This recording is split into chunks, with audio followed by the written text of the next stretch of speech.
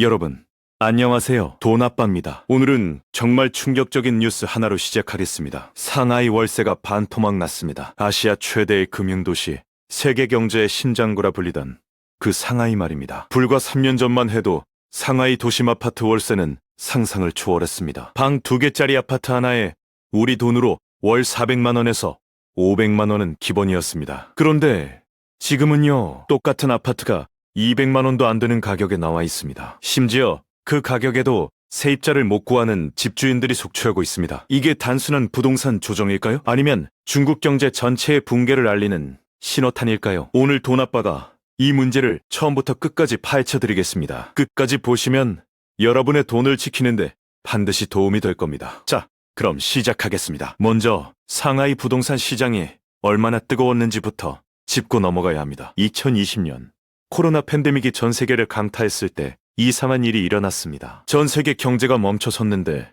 중국 부동산만 폭등했습니다. 상하이 아파트 가격은 2020년부터 2021년 사이 평균 30% 이상 올랐습니다. 외국계 기업들이 상하이로 몰려들었고 고급 인력 수요가 폭발했습니다. 당시 상하이 황푸구나 징안구 같은 도심 핵심 지역 아파트는 평당 가격이 서울 강남을 훨씬 뛰어넘었습니다. 월세 시장도 마찬가지였습니다. 외국계 기업 주재원들, 중국 본토 고소득 직장인들이 도심 아파트를 싹쓸이했습니다. 집주인들은 콧대가 하늘을 찔렀습니다. 계약 갱신 때마다 월세를 20%, 30%씩 올려도 세입자들이 군말 없이 따라왔습니다. 그랬던 시장이 지금 어떻게 됐냐고요? 완전히 뒤집혔습니다. 2023년 하반기부터 조짐이 보이더니 2024년 들어서 본격적으로 무너지기 시작했습니다. 상하이 전체 아파트 공실률이 역대 최고치를 갱신하고 있습니다. 부동산 중개 플랫폼 안지커 데이터에 따르면 2024년 기준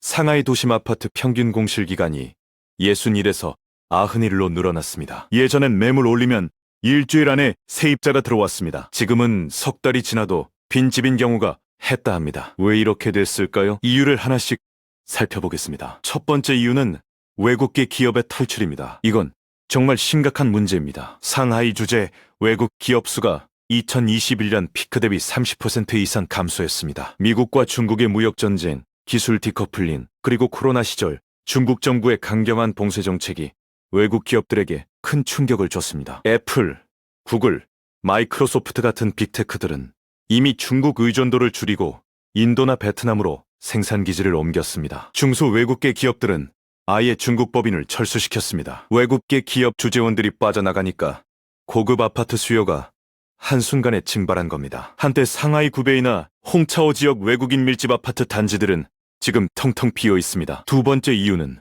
중국 내수 경제의 침체입니다. 중국 젊은이들 사이에서 탕핑이라는 말이 유행합니다. 탕핑은 누워버리기, 즉 열심히 일해봐야 집도 못 사고 결혼도 못하니 그냥 최소한으로 살겠다는 겁니다. 여기서 더 나아가 바이란이라는 개념도 나왔습니다. 바이란은 완전히 썩어버리게, 아예 소비도 안 하고 저축도 안 하겠다는 겁니다. 중국 20대, 30대 청년들의 실업률이 공식 통계로도 20%를 넘었습니다. 실제로는 훨씬 높을 거라는 분석이 지배적입니다. 청년들이 취업을 못하니 상하이 같은 대도시에서 비싼 월세를 낼 여력이 없습니다. 어쩔 수 없이 고향으로 돌아가거나 아예 부모님 집에 눌러앉는 청년들이 급증했습니다. 세 번째 이유는 공급 과잉입니다. 중국 부동산 개발업체들이 지난 10년간 미친 듯이 아파트를 지어댔습니다. 헝다, 비구이위안, 완다 같은 대형 개발업체들이 천문학적인 부채를 지면서까지 공급을 늘렸습니다. 2020년 기준 중국 전체 미분양 주택의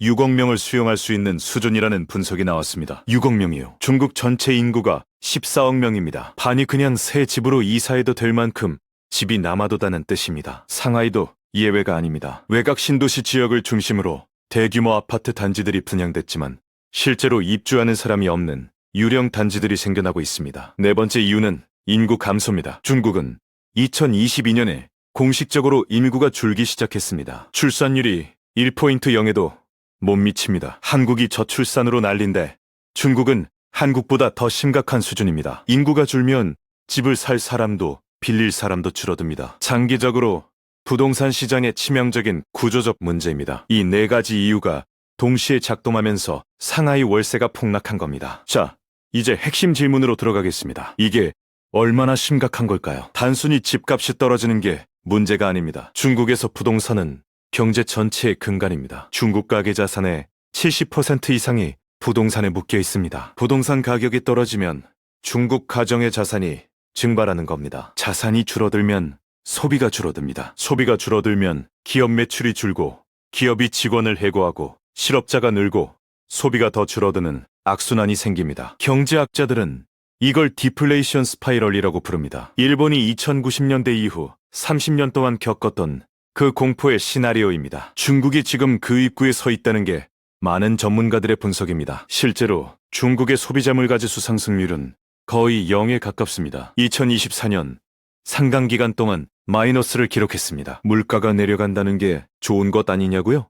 아닙니다. 물가가 내려가면 소비자들이 더 기다립니다. 어차피 더 싸질 텐데 지금 살 필요가 없다는 심리가 퍼집니다. 기업들은 매출이 안 되니 투자를 줄이고 직원을 줄입니다. 그러면 소득이 줄고 소비가 더 줄고 물가가 더 내려갑니다. 이 악순환이 디플레이션의 본질입니다. 중국 정부도 이 심각성을 알고 있습니다. 시진핑 정부는 2023년부터 대규모 부양책을 쏟아내고 있습니다. 기준 금리를 내리고 주택담보대출 규제를 완화하고 지방정부에 미분양 아파트를 직접 사들이라고 압력을 넣고 있습니다. 2024년 9월에는 인민은행이 역대급 통화 완화 정책을 발표했습니다. 시장이 잠깐 반응했습니다. 상하이, 선전, 베이징 주식시장이 며칠 동안 폭등했습니다.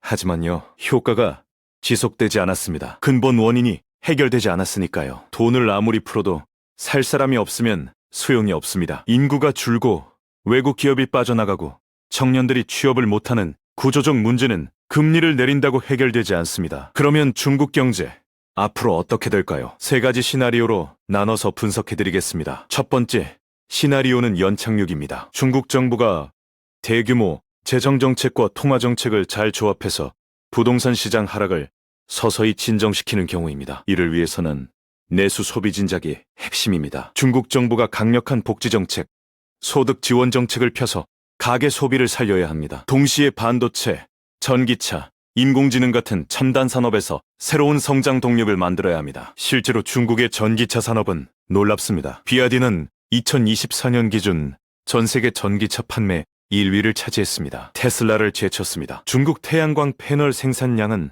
전 세계의 80%를 차지합니다. 첨단 산업에서의 경쟁력이 부동산 침체를 상쇄할 수 있다면 연착륙이 가능합니다. 확률은 30% 정도로 봅니다. 두 번째 시나리오는 일본식 장기 침체입니다. 가장 가능성이 높은 시나리오입니다. 확률은 50% 정도입니다. 부동산 시장이 급락하지는 않지만 10년, 20년에 걸쳐 서서히 하락하는 경우입니다. 일본은 2990년 버블 붕괴 이후 이른바 잃어버린 30년을 경험했습니다. 니케이 지수가 최고점을 회복하는데 34년이 걸렸습니다. 부동산은 아직도 82년대 최고점을 회복하지 못한 지역이 있습니다. 중국이 이 길을 간다면 중국 경제 성장률이 3%, 2%, 1%로 서서히 내려앉을 겁니다. 고성장 시대는 끝나는 겁니다. 세 번째 시나리오는 경착륙, 즉 금융위기입니다. 확률은 20%이지만 무시할 수 없습니다. 헝다, 비구이 위안 같은 대형 개발업체들이 이미 디폴트를 선언했습니다. 중국 지방정부들의 부채 문제도 심각합니다. 지방정부 부채가 국내 총생산의 100%를 넘는다는 분석도 있습니다. 만약 금융 시스템에서 연쇄 부실이 일어나면 중국발 금융위기가 전 세계로 번질 수 있습니다. 2008년 미국 서브프라임 사태처럼 말입니다. 하지만 중국 정부는 권위주의 체제라는 특성상 금융 시스템을 강제로 통제할 수 있는 능력이 있습니다. 은행 부실을 숨기고 금리를 강제로 조정하고 자본 유출을 막는 방식으로 위기를 봉합할 수 있습니다. 그래서 급격한 금융 위기보다는 장기 침체로 갈 가능성이 더 높습니다. 이제 가장 중요한 질문입니다. 이게 우리 한국 경제와 투자에 어떤 영향을 미칠까요? 첫 번째 영향은 수출입니다. 한국은 수출 의존도가 국내 총생산의 40%가 넘는 나라입니다. 그 중에서 중국이 최대 수출 시장입니다. 중국 경제가 침체되면 한국의 대중 수출이 줄어듭니다. 실제로 2023년부터 한국의 대중 수출이 눈에 띄게 감소했습니다. 반도체, 화학, 철강 분야가 특히 타격을 받고 있습니다. 두 번째 영향은 관광입니다. 코로나 이전에는 중국인 관광객이 한국 관광산업의 핵심이었습니다. 제주도, 명동, 홍대의 면세점과 화장품 가게들은 유커로 넘쳤습니다. 중국 경제가 침체되고 중국인들의 소비력이 줄어들면 인바운드 관광도 타격을 받습니다. 세 번째 영향은 부동산입니다. 중국 자금이 한국 부동산, 특히 서울 고급 아파트와 제주 부동산에 많이 들어와 있었습니다. 중국 경제가 어려워지면 이 자금이 빠져나갈 수 있습니다. 이미 제주 부동산 시장에서 중국 자금 이탈 현상이 관찰되고 있습니다. 그렇다면 투자자 입장에서는 어떻게 대응해야 할까요? 돈아빠가 직접 몇 가지 전략을 말씀드리겠습니다. 첫째, 중국 직접 투자는 신중해야 합니다. 중국 주식시장에 직접 투자하는 건 지금 시점에서 상당히 위험합니다. 중국 기업들의 회계 투명성 문제, 정부 규제 리스크, 외국인 투자자 보호 미흡 등 구조적 문제가 많습니다. 2020년 알리바바, 디디 텐센트에 투자했다가 정부 규제 한 방에 반토막 난 사례를 기억하십시오. 둘째, 중국 의존도가 높은 한국 기업들을 재점검해야 합니다. 포스코, 현대차, 아모레퍼시픽처럼 중국 매출 비중이 큰 기업들은 리스크를 감안해야 합니다. 반면 중국 의존도를 줄이고 미국, 인도, 동남아로 다변화한 기업들은 상대적으로 안전합니다. 셋째, 중국 경제 침체의 수혜를 볼 수 있는 섹터에 주목하십시오. 중국의 공급망, 재편으로 베트남, 인도, 멕시코로 제조업이 이동하고 있습니다. 이 국가들의 생산 설비를 가진 한국 기업들 혹은 이 시장에 투자하는 펀드가 기회가 될 수 있습니다. 넷째, 달러, 자산 비중을 높이는 것을 고려하십시오. 중국 경제 불안이 커지면 글로벌 안전자산 선호 심리가 강해집니다. 달러와 미국 국채로 자금이 몰립니다. 포트폴리오에서 달러 표시, 자산 비중을 높여두면 리스크 해지가 됩니다. 자, 여기서 잠깐 상하이 부동산 시장 이야기로 돌아가겠습니다. 왜냐하면 이 사례가 한국 부동산 투자자들에게 중요한 교훈을 주기 때문입니다. 상하이에서 집을 산 중국 중산층들은 어떤 생각으로 투자했을까요? 부동산은 절대 안 떨어진다는 믿음이었습니다. 중국 정부가 절대 무너지게 내버려두지 않는다는 믿음이었습니다. 상하이는 특별하다는 믿음이었습니다. 이 세 가지 믿음이 무너졌습니다. 한국에서도 비슷한 논리가 통했던 적이 있습니다. 서울은 절대 안 떨어진다. 강남은 특별하다. 정부가 집값을 잡을 수 없다. 물론 한국과 중국은 다릅니다. 그러나 근본 논리는 비슷합니다. 부동산도 결국 수요와 공급의 법칙을 벗어날 수 없습니다. 수요가 줄면 가격은 내려갑니다. 인구가 줄고 경제가 침체되고 소득이 줄면 부동산 수요도 줄어듭니다. 이걸 중국이 지금 몸으로 증명하고 있는 겁니다. 다시 큰 그림으로 돌아오겠습니다. 중국 경제 위기의 국제적 파급 효과를 좀 더 이야기해드리겠습니다. 중국은 세계 2위 경제 대국입니다. 세계 국내 총생산의 약 18%를 차지합니다. 중국이 흔들리면 세계가 흔들립니다. 원자재 시장의 대표적입니다. 중국은 세계 최대 원자재 소비국입니다. 철광석, 구리, 석유, 천연가스 등의 최대 구매자가 중국입니다. 중국 경제가 침체되면 원자재 가격이 내려갑니다. 이건 원자재 수출 국가들인 호주, 브라질, 중동 국가들의 직격탄입니다. 반면 원자재 수입국인 한국과 일본에는 비용 절감 효과가 있습니다. 무역 측면에서는 복잡한 영향이 나타납니다. 중국 기업들이 내수가 죽자 해외 시장으로 눈을 돌리고 있습니다. 값싼 중국산 제품이 전 세계 시장에 쏟아지고 있습니다. 전기차, 태양광 패널, 배터리 분야에서 중국이 덤핑 수준의 가격으로 시장을 공략하고 있습니다. 미국과 유럽연합은 이미 중국산 제품에 고율 관세를 부과하기 시작했습니다. 한국 기업들도 글로벌 시장에서 중국 기업과의 가격 경쟁이 더 치열해지고 있습니다. 이제 한국 수출 기업들에게 새로운 도전이 됩니다. 지정학적 측면도 빠질 수 없습니다. 경제 위기를 겪는 나라의 정치 지도자들은 국내 불만을 밖으로 돌리는 경향이 있습니다. 시진핑이 대만 문제, 남중국해 문제, 미중 패권 경쟁에서 더 공세적으로 나올 가능성이 있습니다. 이건 글로벌 지정학적 리스크를 높이는 요인입니다. 한반도 정세에도 영향을 미칩니다. 중국은 북한의 최대 후원자입니다. 중국 경제가 어려워지면 북한에 대한 지원 여력이 줄어들 수 있고 이게 한반도 정세 변화로 이어질 수 있습니다. 이제 마무리를 향해 가겠습니다. 상하이 월세 폭락은 빈산의 일각입니다. 수면 위에 보이는 작은 조각 아래에 훨씬 거대한 문제가 숨어 있습니다. 부동산 시장 붕괴, 청년 실업, 디플레이션, 외국 자본 이탈, 인구 감소가 동시에 중국 경제를 짓누르고 있습니다. 중국이 이 위기를 어떻게 헤쳐나가느냐에 따라 향후 10년 세계 경제의 판도가 달라집니다. 낙관적 시나리오에서는 중국이 첨단 산업을 중심으로 새로운 성장 동력을 만들고 내수를 살리며 연착륙합니다. 비권적 시나리오에서는 디플레이션 악순환에 빠져 일본식 장기 침체로 접어듭니다. 돈 아빠의 판단은요? 지금 당장 공황에 빠질 필요는 없습니다. 하지만 분명히 대비는 해야 합니다. 중국 경제 의존도를 점검하고 포트폴리오에서 과도한 중국 노출을 줄이고 달러, 자산과 미국 시장 비중을 높이는 전략이 합리적입니다. 한국 기업에 투자할 때는 중국 대안으로 부상하는 인도, 베트남, 동남아 시장에 얼마나 진출해 있는지를 중요한 판단 기준으로 삼아야 합니다. 부동산 투자자라면